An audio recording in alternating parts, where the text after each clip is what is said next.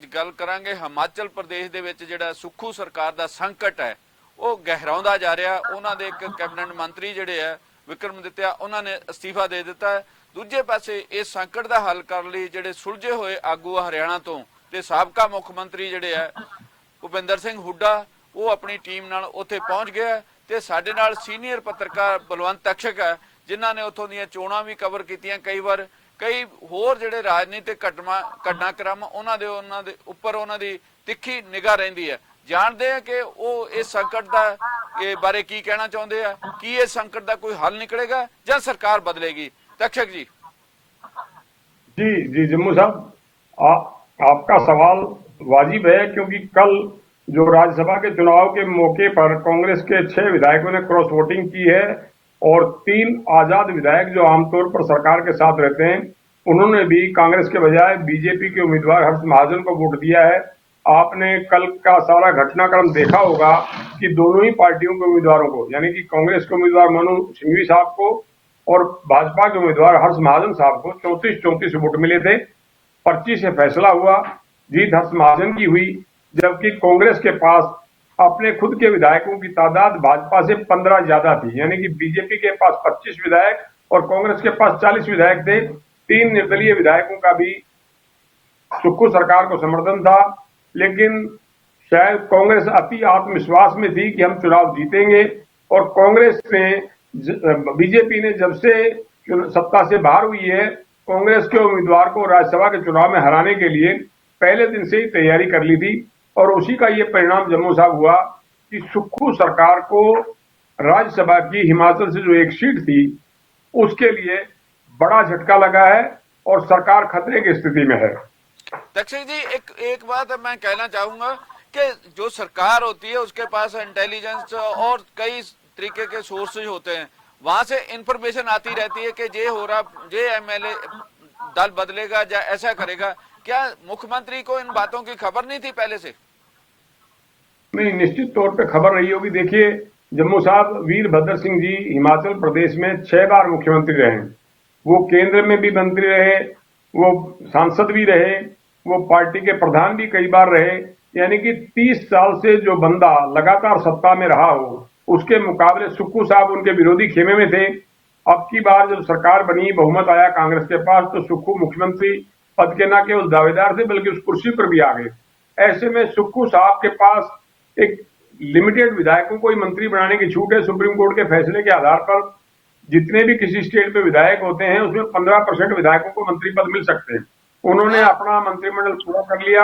ऐसे में वीरभद्र खेमे के कुछ विधायक जो मंत्री बनने से रह गए थे या जिनको उम्मीद नहीं थी, उनके पास अब एक यही चाह था कि राज्यसभा का इलेक्शन आ गया है, ऐसे में हम इस सरकार को एक झटका दें।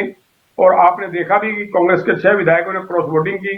वो पंचकुला के गेस्ट हाउस में सुरक्षा में आके रुके।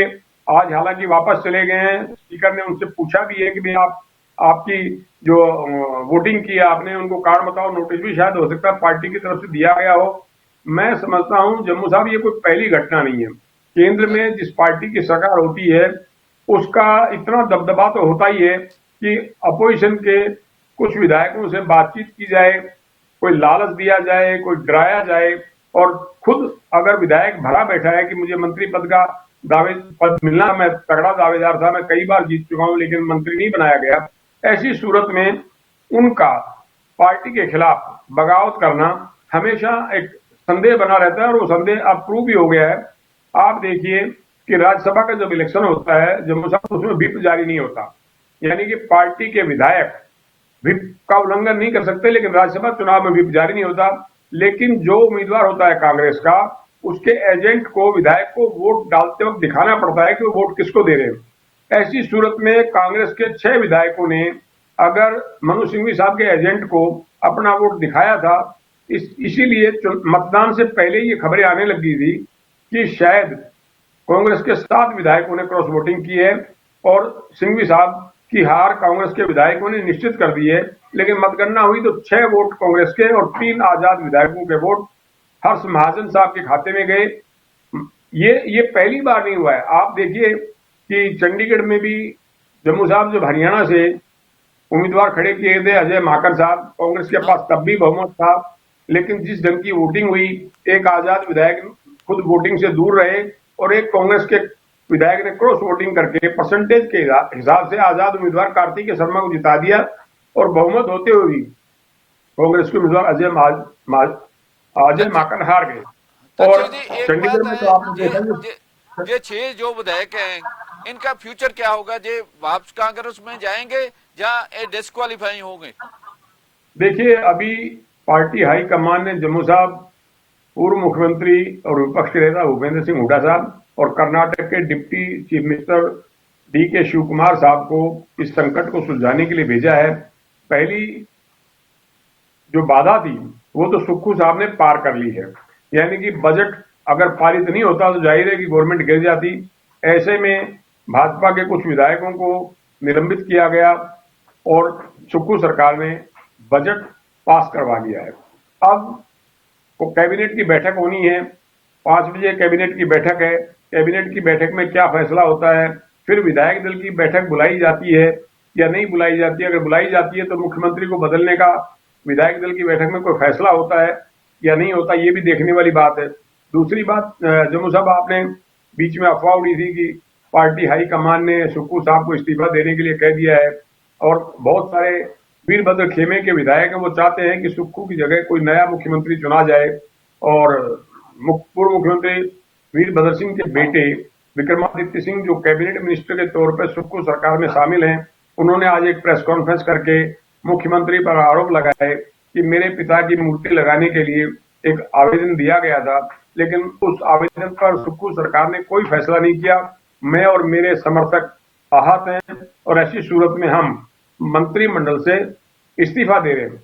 अभी उनका इस्तीफा मुख्यमंत्री के पास पहुंचा है या नहीं पहुंचा, उन्होंने इस्तीफा दिया है या नहीं दिया, इस्तीफा मंजूर होगा या नहीं होगा, ये अभी सवाल वहीं खड़े हैं। लेकिन जल्दी स्थिति साफ होने की उम्मीद है। तो हल क्या निकलेगा?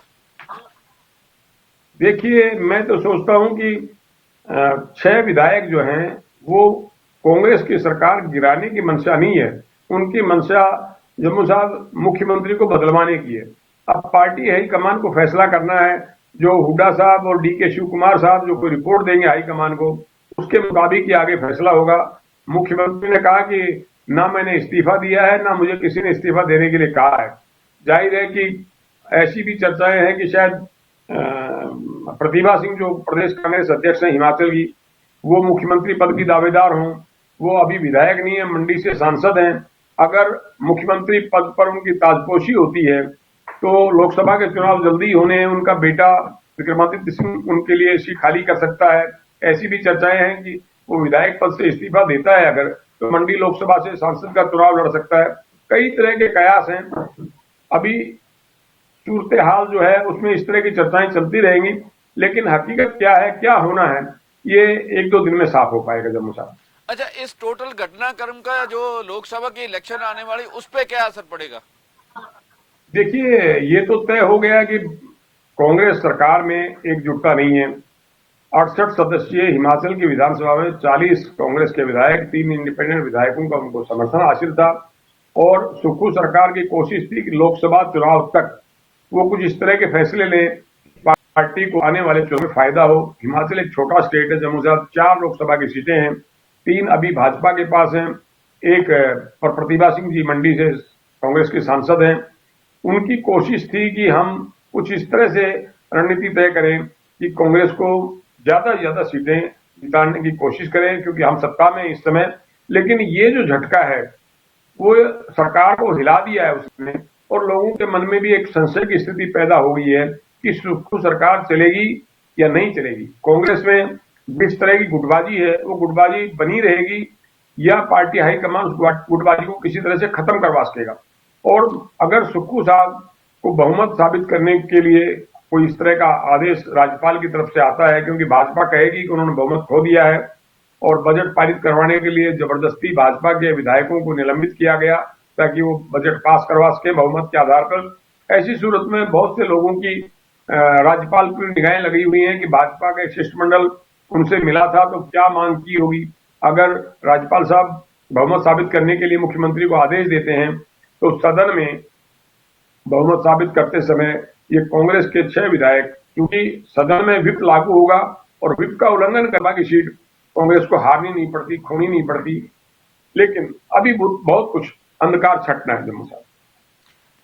तो तक्षक जी, जो विक्रमादित्य का इस्तीफा है उसको आप कैसे देखते हैं? उनके साथ कितने विधायक हैं, वो क्या करेंगे?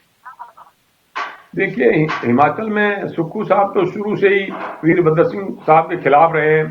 एक समय ऐसा भी था कि जो वीरभद्र सिंह जी मुख्यमंत्री थे तो उन्होंने सुक्खू साहब से चेयरमैन ही ऑफर की थी, उन्होंने इनकार कर दिया था। एक ऐसा भी समय आया जो वीरभद्र सिंह जी ने उनको चीफ पार्लियामेंट्री सेक्रेटरी का ओहदा ऑफर किया था, उन्होंने वो भी इनकार कर दिया।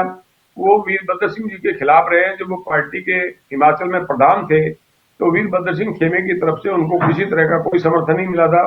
चौथी बार वो विधायक बने हैं और ऐसी सूरत में वीरभद्र सिंह खेमे का ना चाहते हुए भी उनको विरोध झेलना पड़ेगा, क्योंकि उस खेमे की कोशिश है किसी भी तरीके से मुख्यमंत्री का पद हासिल किया जाए और सुक्खू साहब की कोशिश रहेगी कि वो 5 साल तक मुख्यमंत्री तौर पर निकालें। अब इन दोनों गुटों के बीच में किस तरह से समझौता होता है, हाईकमान दोनों गुटों को किस तरह से मनाता है, ये देखने वाली बात होगी जम्मू साहब। बीजेपी दावा कर रही है कि उनकी सरकार बनेगी, इसमें इस दावे में कितना दम है? अब देखिए, अभी जम्मू साहब 15 सीटों का अंतर है। हाँ। और 6 विधायक और 3 आजाद विधायक, अगर 9 विधायक उनकी तरफ चले जाते हैं तो 25 और 9 34 विधायक रहते हैं, 34 होते हैं और उधर भी फिर 34 ही विधायक हैं। ऐसी सूरत में कुछ विधायकों को भाजपा को और तोड़ने की जरूरत पड़ेगी। विधानसभा में बहुमत खो दे सुक्खू सरकार, तभी कांग्रेस की सरकार जाएगी। अभी सुक्खू साहब का दावा है कि जो गए थे हम उनको मना लेंगे, किन कारणों से गए उन पर बातचीत होगी, कारण बताओ, नोटिस दिया गया है, उनका जवाब आएगा, उसके बाद कोई फैसला हो पाएगा।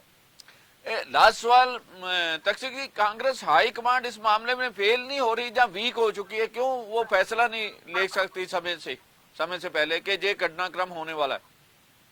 जम्मू साहब, जब केंद्र में किसी पार्टी की सरकार नहीं होती और आप अपनी ही पार्टी के विधायकों के खिलाफ नेतृत्व का अगर कोई दबाव नहीं मानता है और आप सख्त कार्रवाई से बचते हैं क्योंकि आप अपोजिशन में, तो आमतौर पर सभी पार्टियों में जो सत्ता से बाहर होती है और केंद्र में जिनकी सरकार नहीं होती, हर जगह इसी तरह के हालात पैदा होते रहे, चाहे पार्टी कोई भी रही हो।